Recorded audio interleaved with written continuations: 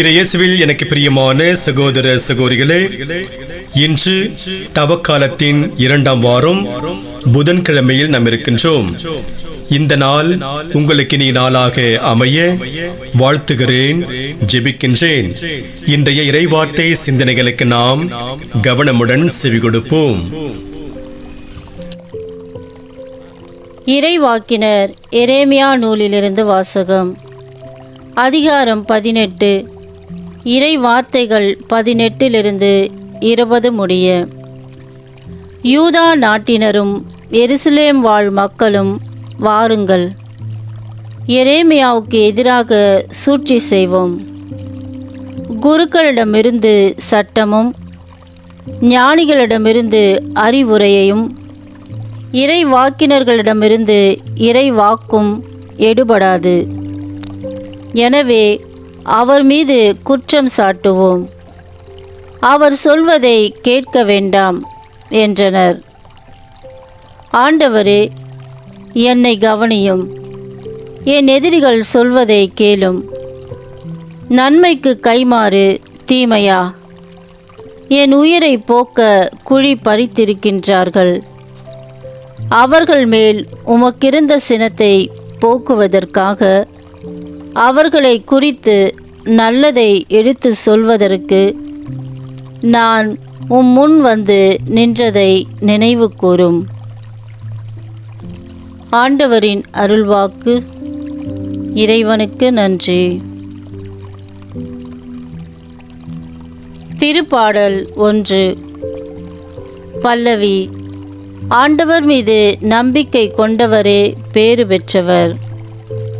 நற்பேறு பெற்றவர் யார்? அவர் பொல்லாரின் சொல்லின்படி நடவாதவர், பாவிகளின் தீய வழி நில்லாதவர், இகழ்வாரின் குழுவினில் அமராதவர். ஆனால் அவர் ஆண்டவரின் திருச்சட்டத்தில் மகிழ்ச்சியுறுபவர். அவரது சட்டத்தை பற்றி இரவும் பகலும் சிந்திப்பவர். பல்லவி. ஆண்டவர் மீது நம்பிக்கை கொண்டவரே பேறு பெற்றவர். அவர் நீரோடையோரம் நடப்பட்ட மரம் போல் இருப்பார். பருவ காலத்திலும் கனி தந்து என்றும் பசுமையாயிருக்கும் அம்மரத்துக்கு ஒப்பாவார். தாம் செய்வதனைத்திலும் வெற்றி பெறுவார். பல்லவி. ஆண்டவர் மீது நம்பிக்கை கொண்டவரே பேறு பெற்றவர். ஆனால் பொல்லார் அப்படியில்லை. அவர்கள் காற்று அடித்து செல்லும் பதரை போல் ஆவர். நேர்மையாளரின் நெறியை ஆண்டவர் கருத்தில் கொள்வார், பொல்லாரின் வழியோ அழிவை தரும். பல்லவி. ஆண்டவர் மீது நம்பிக்கை கொண்டவரே பேறு பெற்றவர். சீரிய நல் உள்ளத்தோடு வார்த்தையை கேட்டு அதை காத்து மன உறுதியுடன் பலன் தருபவர் பேறு பெற்றோர். ஆண்டவரே, நற்செய்தியை தகுந்த விதத்தில் எடுத்து சொல்ல என் உள்ளத்தையும் உதட்டையும் தூய்மையாக்கும்.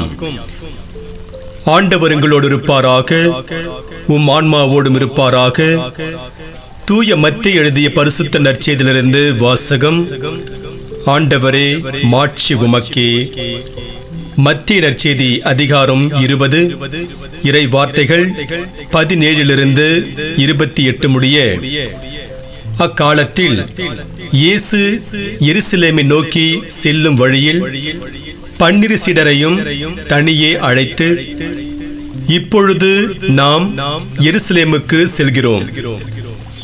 மானிட மகன் தலைமை குருக்களிடமும் மறைநூல் அறிஞர்களிடமும் ஒப்புவிக்கப்படுவார்.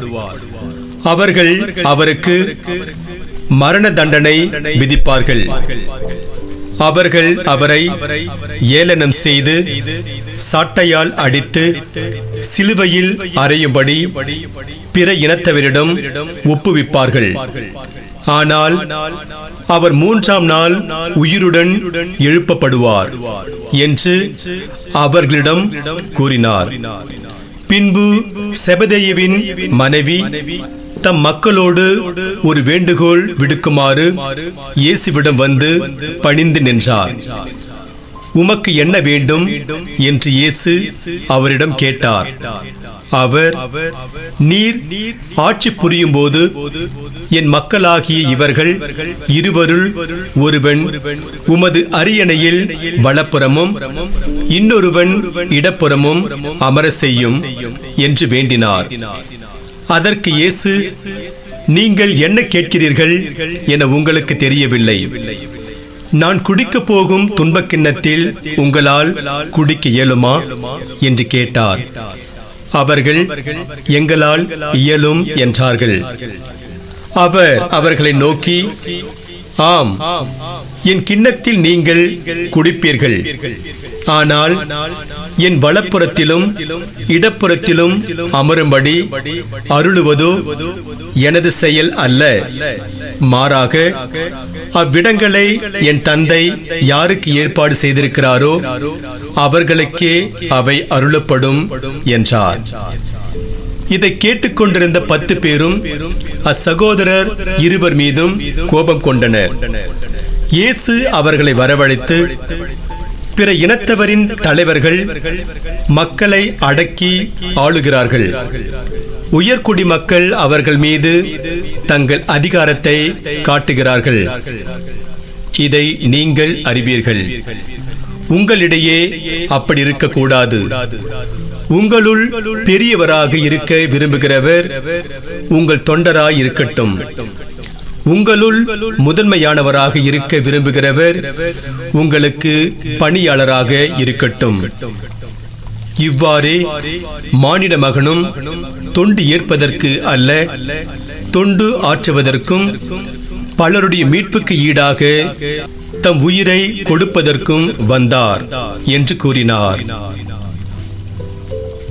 ஆண்டவரின் அருள் வாக்கு. கிறிஸ்துவே உமக்கு புகழ். நற்செய்தி வாக்கினால் என்னுடைய பாவங்கள் அகல்வதாக. ஆமென். தமது பேரன்பால் விடுவித்தருளும் ஆண்டவர். இயேசுவில் எனக்கு பிரியமான சகோதர சகோதரிகளே, ஆண்டவருடைய பணியை செய்யும் அவரது அடியார்களுக்கு அன்றும் சரி இன்றும் சரி ஆபத்துகளும் எதிர்ப்புகளும் துன்பங்களும் இருந்த வண்ணமாய் இருந்தாலும் ஆண்டவரின் பராமரிப்பும் பாதுகாப்பும் அவர்களோடு எப்போதும் உண்டு. இதை யாரும் மறுக்க முடியாது. இன்றைய முதல் வாசகத்தில் ஆண்டவருடைய வார்த்தையை மக்களுக்கு அறிவித்த இறைவாக்கினர் எரேமியாவிற்கு எதிராக யூதா நாட்டினரும் எருசலேம் வாழ் மக்களுக்கும் சூழ்ச்சி செய்வதையும் அவருக்கு எதிராக குற்றம் சுமத்துவதையும் குறித்து வாசிக்கின்றோம். நற்செய்தி வாசகத்தில் இயேசு தம் சீடர்களிடம் எருசலேமில் யூதர்களிடம் தாம் ஒப்புவிக்கப்படுவதை பற்றி 3ஆம் முறை முன்னறிவிக்கின்றார். இயேசு தம் பாடுகளை பற்றி 3ஆம் முறை அறிவிக்கும் போது அவரது சீடர்களோ அதை புரிந்து கொள்ளாமல் யார் அவரது வலப்புறத்திலும் இடப்புறத்திலும் அமர்வது பற்றி பேசுவது வேதனையானது. இன்று நாம் பதிலுரை பாடலாக பாடக்கேட்ட திருப்பாடல் 31 தாவீது எதிரிகளும் துரோகிகளும் தனக்கு எதிராக சூழ்ச்சி செய்வதை கடவுளிடம் எடுத்துரைத்துவிட்டு, ஆண்டவரே, நான் உம்மீது நம்பிக்கை வைத்துள்ளேன், நீரே என் கடவுள் என்கிறார். தாவீது தனக்கு துன்பம் வந்தபோது மனிதர் மீது நம்பிக்கை வைக்கவில்லை. இறைவாக்கினர் எரேமியாவும் இயேசுவும் கூட ஆண்டவர் மீதே நம்பிக்கை வைத்திருந்தார்கள். இதனால் ஆண்டவர் அவர்களை விடுவித்து காத்தார். கடவுளுடைய பணியை செய்யும் போது நமக்கும் துன்பங்கள் வரலாம். அத்தகைய வேளைகளில் நாம் நம்பிக்கையை இழக்காமல் ஆண்டவர் மீது நம்பிக்கை வைத்து அவர் அளிக்கும் பாதுகாப்பை பெறுவோம். விடுதியில் தங்கி கல்லூரி படிப்பு படித்துக் கொண்டிருந்த டயானா விடுமுறைக்கு வீட்டிற்கு வந்திருந்த போது தன்னுடைய தோழிகளை பார்ப்பதற்காக அவர்களுடைய வீடுகளுக்கு சென்றிருந்தாள். அவர்களோடு அவள் பேசிக் கொண்டிருந்ததில் நேரம் போனதே தெரியவில்லை. மாலை நேரம் ஆனதால் அவள் தன் வீட்டிற்கு தனியாக திரும்பி வந்தாள். வரும் வழியில் ஓரிடத்தில் ஒருவர் அவளை கூர்ந்து பார்த்து கொண்டிருப்பது தெரிந்தது. இதனால் அவள் தனக்கு எதுவும் ஆகக்கூடாது என்று கடவுளிடம் வேண்டிக் கொண்டு தன்னுடைய பயணத்தை தொடர்ந்தார். அவள் கடவுளிடம் வேண்டிக் கொண்டது போலவே அவளுக்கு எதுவும் நடக்கவில்லை. பத்திரமாக வீட்டை அடைந்தாள். மறுநாள் காலையில் அவள் செய்தித்தாளை பார்த்தபோது முந்தைய நாள் அவள் கடந்து வந்த பகுதியில் சற்றேறக்குறைய அதே நேரத்தில் இளம்பெண் ஒருவர் தாக்கப்பட்டது தெரிய வந்தது. உடனே அவள் தாக்கப்பட்ட பெண்மணிக்கு உதவுவதற்காக காவல் நிலையத்திற்கு சென்று இளம்பெண்ணை தாக்கியவரை தன்னால் அடையாளம் காட்ட முடியும் என்றாள். அதை கேட்டதும் காவல்துறை அதிகாரி சந்தேகத்திற்குரிய வகையில் இருந்தவர்களை அவள் முன் கொண்டு வந்து நிறுத்தினார். அவளும் குற்றவாளியை மிக எளிதாக அடையாளம் காட்டினாள்.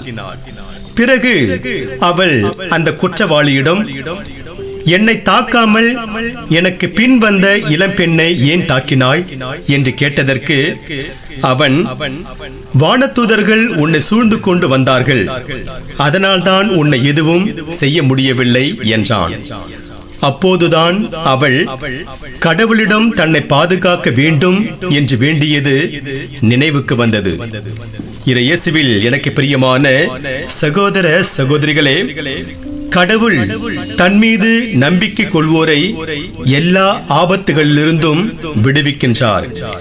அதற்கு இந்த நிகழ்வு ஒரு சான்று. நாம் ஆண்டவர் மீது நம்பிக்கையோடு வாழ்கின்றோமா என சிந்தித்து பார்ப்போம். இன்று நமக்கு கொடுக்கப்படுகின்ற ஆன்றோர் வாக்காக, ஆயினும் நான் தனியாய் இருப்பதில்லை, தந்தை என்னோடு இருக்கிறார் என்று யோவான் நற்செய்தியில் 16ஆம் அதிகாரம் 32ஆம் வசனத்தில் பார்க்கிறோம். இன்று நாம் எடுக்கப்படுகின்ற தீர்மானங்கள் என்ன? 1. ஆபத்து காலத்தில் ஆண்டவரே நமக்கு அடைக்கலம் என்பதால் அவரிடம் நாம் நம்பிக்கை வைப்போம். 2. கடவுளின் அடியார்களுக்கு எதிராக செயல்படுவதை நிறுத்திவிட்டு அவர்களுக்கு உற்ற துணையாக இருக்க முன்வருவோம். 3. ஆணவத்தை களைந்து தாட்சியை அணிந்து கொள்வோம். அதன் வழியாக இறையருளை நிறைவாக பெறுவோம். இறைவன் உங்கள் அனைவரையும் நிறைவாக ஆசீர்வதிப்பாராக. ஆமென்.